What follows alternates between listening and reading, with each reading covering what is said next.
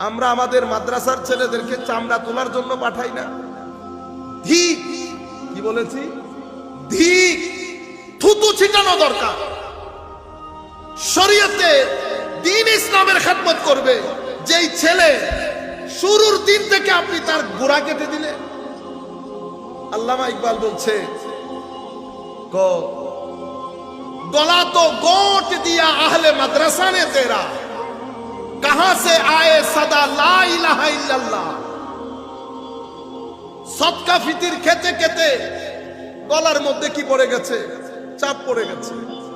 এখন লা ইলাহা ইল্লাল্লাহর স্লোগান কিভাবে আসবে? আপনি বুঝতে পেরেছেন? এমন মাদ্রাসায় ছেড়ে দেওয়ার দরকার নাই। আপনি অন্য কোনো কাজ করান, সেই সমাজের জন্য বোঝা হয়ে যাবে। আমাদেরকে আল্লাহ সেই জিম্মাদারি দেন নাই। আল্লাহ বলছেন ওয়াল তাকুম মিনকুম মিনকুম উম্মাতুন ইয়াদউনা ইলাল খায়র। আমাদের মধ্যে সবাই না, কিছু কিছু দরকার। আপনি যখন ফাইনান্সিয়ালি ডিসেবল হবে, সে মেন্টালিও ডিসেবল হবে।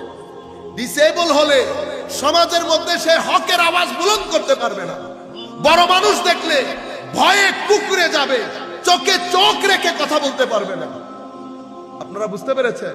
কিন্তু এখন আমরা দ্বীন ইসলামের হুরমত নষ্ট করে দিয়েছি নতুন প্রজন্মের সামনে। নতুন প্রজন্ম আমাদেরকে বলে কি? মৌলবী। কি বলে? মৌলবী। কেন? কারণ আমরা প্রথমে তো স্ট্যাটাস নষ্ট করে দিয়েছি। মাদ্রাসার মধ্যে কে আসে? আমি জানি কথাগুলো অনেকের ভালো লাগবে না। দারিদ্র সীমার নিচ থেকে উঠে আসা মানুষগুলো মাদ্রাসায় পড়ে। পড়ার পরে, কারণ ব্রিটিশ যখন আমাদেরকে ছেড়ে চলে যাচ্ছে, তারা শিক্ষা দুই ভাগ করে ফেলেছে। এটাকে নাম দিয়েছে ইসলামিক এডুকেশন। এডুকেশনের মধ্যে বলে আবার ইসলামিক আছে। আল্লাহ পাক জানে এটা কোন ধরনের এডুকেশন। এডুকেশন স্পেশালাইজেশন হলে কে কোরআনের উপর করবে, কে ফিজিক্সের উপরে করবে। ফিজিক্স কি বান্দা দিয়েছে না